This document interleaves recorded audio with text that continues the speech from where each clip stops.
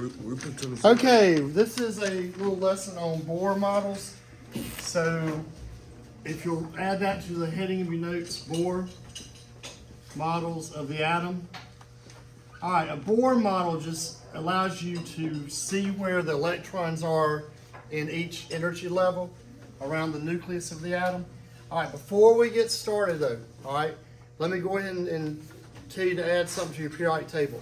All right, look at the periodic table, all right, and I want you to write down that a family or a group, you can use either word interchangeably, a family or a group, all right, goes up and down on the table.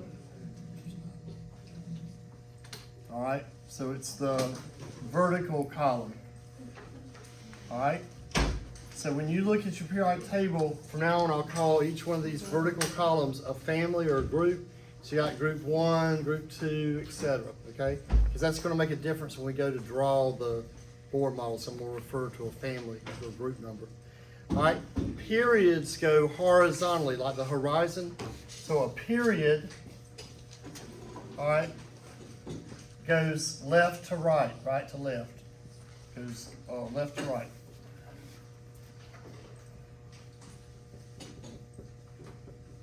All right, so this goes horizontally, horizontal rows.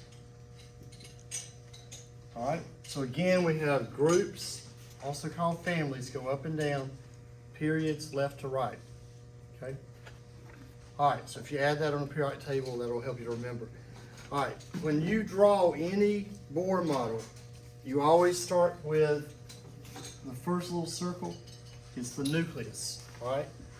So the nucleus is the first thing that you would draw. You have a practice sheet today where it's actually going to be drawn on there for you. So if you look at this sheet here, all right, refer to this one. Hydrogen is the first one that we're going to draw in a second. All right, that inner circle is the nucleus. Okay, not an energy level, but the nucleus. All right, first thing you want to do is put your proton number and your neutron number inside of the nucleus. So if this is hydrogen, and we're getting ready to do a Bohr model, all right, I want to put the proton and neutron number. Hydrogen, if I look on a periodic table, all right, its atomic number is 1. The small number inside the box is 1 for hydrogen. All right, so it has 1 proton. So 1 would go right there. Now, the neutron number, you need to know what the neutron number is. All right, I'm going to assume we're talking about hydrogen 1, or you could say I'm just going to round up the mass on hydrogen, which is 1.0079. That's its average mass.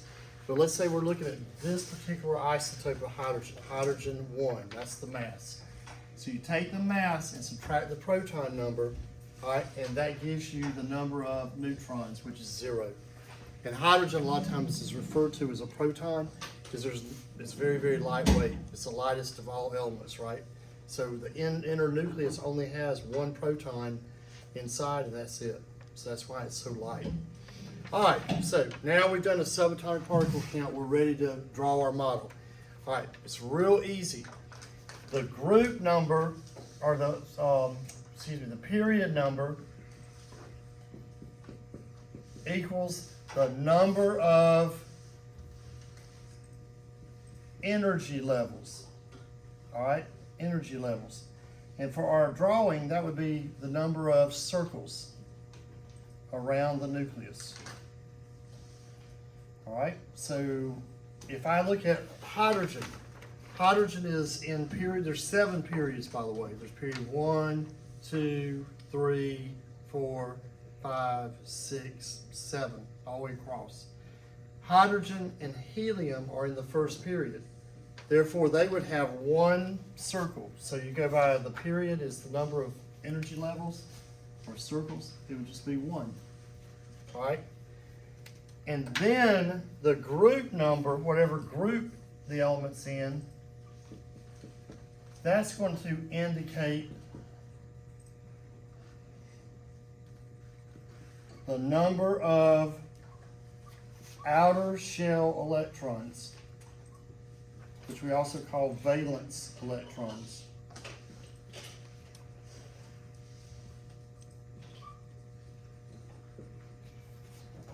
Make sure that you can see the board here. Yeah. Okay. So the number of outer shell would be what goes by the group number.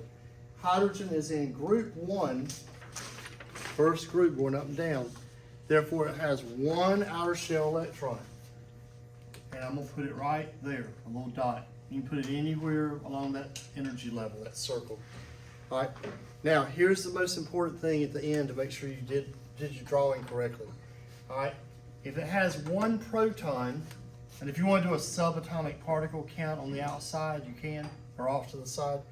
It has one proton. If it's a neutral atom, we know by now it has one electron, and it has no neutrons, as we said, the mass, number 1, minus the proton number, number 1. 1 minus 1 is 0, right? Okay, so this little subatomic particle count, that would help you to do that off to the side, so that way you can check your work. All right, we have no neutrons, 1 proton, 1 electron, all right? And then 1 energy level because it's in group 1, or 1 period, excuse me. It's in the first period, so it has 1 energy level. It's in group 1, so it has 1 valence electron. So that's how you can kind of go through and double check it. Always double check that you drew it correctly, okay? That was super easy because it doesn't have much. You got 1 electron, that's it.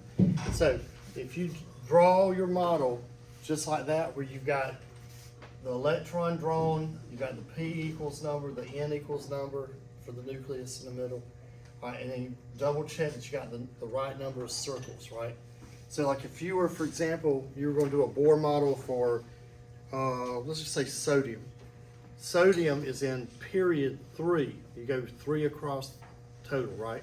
Period 1, period 2, period 3. Therefore, it would have 3 circles. All right, a big atom like cesium, all right, cesium is number 55. Cesium would be in period number 6.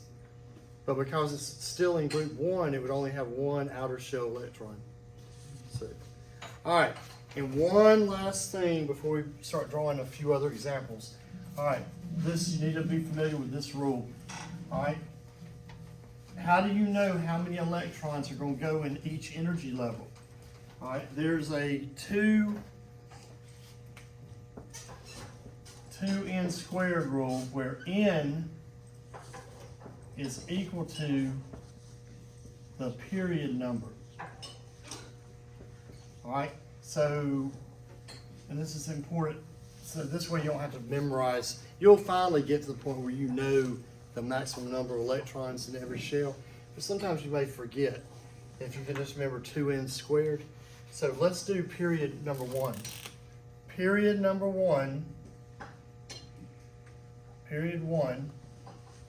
all right, would be 2 and the number 1, because we're looking at period 1, squared. All right, 1 squared is 1 times 2 is 2, so it's 2 electrons max. So that first energy level can never have more than 2 electrons in it. All right, well, that means helium. Helium has an atomic number of 2, which we know that's the same as the proton number, right? But if it's a neutral atom, that's also the number of electrons. So helium, if we drew helium, let's just say we're doing helium. And we're looking at helium, the isotope of helium-4. All right, we would draw helium's nucleus. We would say, oh, it's got a proton number of 2. Neutron number will be 4 minus 2, which is also 2. And because helium is also in period 1, the period number indicates the circles, the energy levels. So I'm going to put another circle around it. All right, and now we have to say, oh, how many electrons, because we go by the group number, right? How many electrons can be in helium's outer circle, outermost circle? Helium is an exception to the rule. Normally, that group would have 8 in it in the outer circle, but helium can only hold 2 because it only has 1 shell. the first shell can only hold 2 electrons. And that would be the Bohr model for helium, okay? All right, so let's mark our table for one more thing before we do the rest here. I want you to go above each one of these groups. For right now, we're going to ignore the transition, the middle part of the table, and you'll see why later. But right now, we're not even going to look at the middle table. All right, we're only going to focus on the big columns, okay? Above column 1, just put 1 V, or valence electron, however you can squeeze that in. Group 1 has 1 outer shell electron in its outermost shell. So group 1 has 1 outermost electron, or valence electron. Group 2 has 2 outermost electrons. And you go over here where it says group 13, I'm going to call that group 3 for now.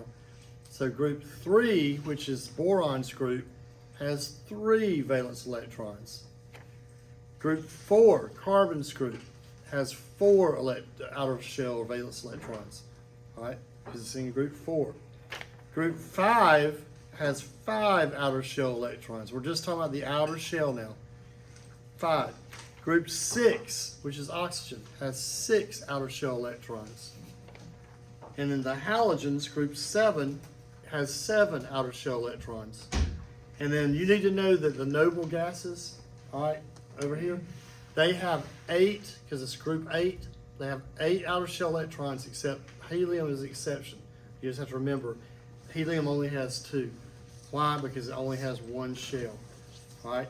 So if you watch the second period, okay, if something is in period number 2, all right, let's go by the 2n squared rule. We're going to say period 2, and where n is 2, all right? 2 squared is 4. 2 times 2 is 4. Times 2 is 8. So if the atom has 2 shells, it can that second shell can never hold more than 8 electrons. And in order to hold that many, if that's the last shell, it would have to have been in group 8. Okay? All right, period 3. So you can tell as you're going down each period, each horizontal row, the electrons get more and more plentiful. All right? 2, I'm sorry, messed that up. 3, 2. All right, 3 squared is 9, times 2 is 18. So period 3 can never hold more than 18 electrons max. All right, period 4. 4 squared is 16, times 2 is 32. And then we'll come back and do the other periods later, but you see where we're going with this. So in order to calculate the maximum number, if you use the 2n squared rule, where n is the period number, that way you would know that, oh, I can never have more than 18 in my third shell. Maximum, okay? So we're going to do one where we kind of have a higher period number. We'll do calcium. All right? So let's look at calcium. And I'm gonna just say, I'm gonna round up calcium's mass number, and we'll assume it's that particular isotope that we're looking at. So let's say we're gonna call it calcium 40. So remember, if it's written this way, that is the mass right there. All right, let's do a little subatomic particle count first. Calcium is element number 20, so atomic number is 20, so it has 20 protons. If it's stable, it must have 20 electrons, all right? And for the neutron number, I say 40 minus 20, atomic mass minus atomic number, and that's going to be 20 also, okay? All right, I like to do, if I'm going to do a Bohr model, I'm going to say group number. All right, let's see what group it's in. It's in the second column, that's a group. So group number 2, which that means it's going to have 2 electrons max, 2 valence electrons. All right, if it's in that particular, that tells you the valence number of electrons, the group number. It's in group 2, So it has 2 outer shell electrons. All right, and then it's in period 1, 2, 3, 4. So it's in period 4. Period number 4, which means it has 4 electron shells or orbitals. All right, so let's start to draw the Bohr model for calcium. Okay, first step is you're going to draw the nucleus, the core. All right, and you're going to put in your P plus number and your N neutral number. As we said, 20 protons. It has 20 neutrons. This is for calcium 40. This is calcium 40. All right, because it's in period number 4, horizontal periods, right? It means it has 4 circles around it. So 1, 2, 3, 4.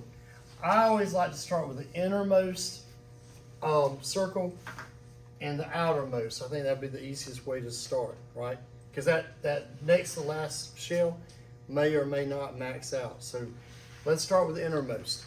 If it's got this many shells, the first shell is going to always be maxed out. It always atom always tries to fill its lowest shell first. Okay.